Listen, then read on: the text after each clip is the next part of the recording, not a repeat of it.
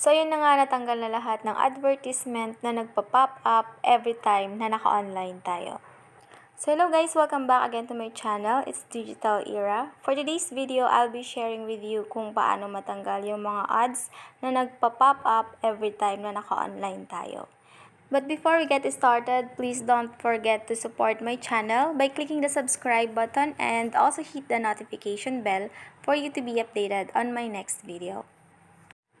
So without further ado, let's get started. So open natin guys yung Chrome and then punta tayo sa tatlong dot located on the upper right corner. So as you can see, meron na namang nag-pop up na ads bigla-bigla. So i-cancel na lang natin and then mag-go back tayo ulit. Okay, and then open natin yung tatlong dot.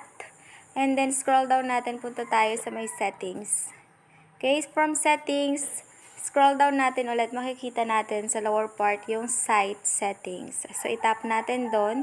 And then hanapin natin dito yung pop-ups and redirects. Dito nakalagay sa pop-ups and redirects is naka-allowed siya. So itap natin.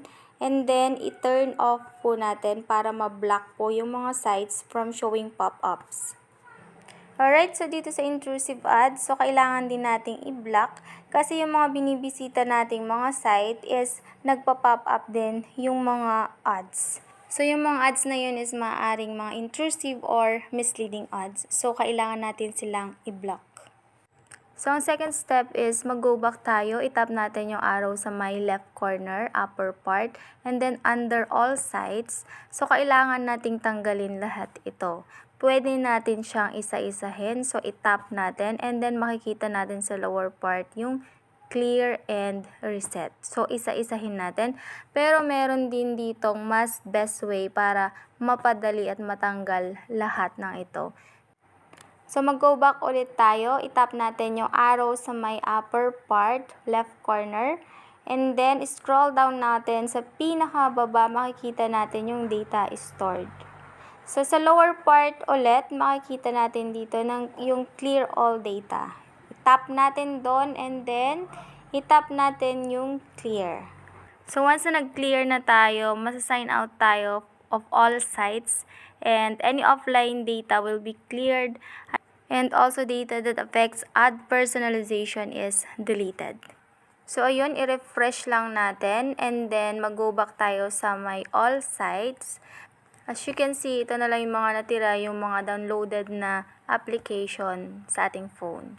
So, next thing to do is mag-go back tayo and from here, itap natin dito sa my privacy and security.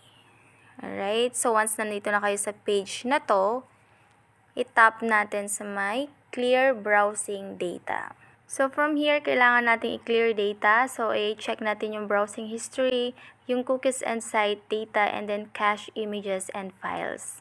So ito rin guys, yung another way para matanggal yung mga nagpa-pop up na ads every time na naka-online tayo.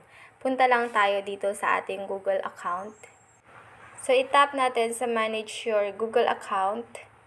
Alright, so madadirect tayo sa page na ito. So, from this page, meron tayong choices dito sa may upper part. Piliin natin yung data and privacy. So, yun guys, as you can see, nag-pop up na naman yung ads, which is nakaka-disturb talaga sa pagbabrowse natin online. So, skip na lang natin to. Pindutin natin yung X para matanggal. And then, mag-go back ulit tayo sa browser natin. So, under data and privacy, scroll down natin. Makikita natin dito sa lower part yung personalized ads. And then, itap natin sa my ad center. Then, turn off po natin yung personalized ads dito sa my upper part. Tapos, i-confirm natin. Itap natin yung turn off sa may lower part. Alright? And then guys, next thing to do is punta tayo sa settings ng ating phone. And then from here, hanapin natin dito yung connection and sharing. So, itap natin siya sa connection and sharing. And then, punta tayo dito sa may private DNS. So, under designated private DNS, i-type natin dito yung dns.adguard.com. Again, it is dns.adguard.com. So, once you're done guys, itap natin yung check. once na nagawa nyo yung mga steps na shinare ko, merong possibility na ma-lessen or ma-remove yung mga nagpa-pop up na ads habang tayo ay nagbabrowse online. Alright guys, that's all for now. Thank you so much for watching. Hope you've learned something on this video. So if you have any other questions regarding this video, feel free to send me a message down below and I will get back to you as soon as possible. Thank you so much. Maraming salamat. Agyamanak. See you on my next vlog. Bye!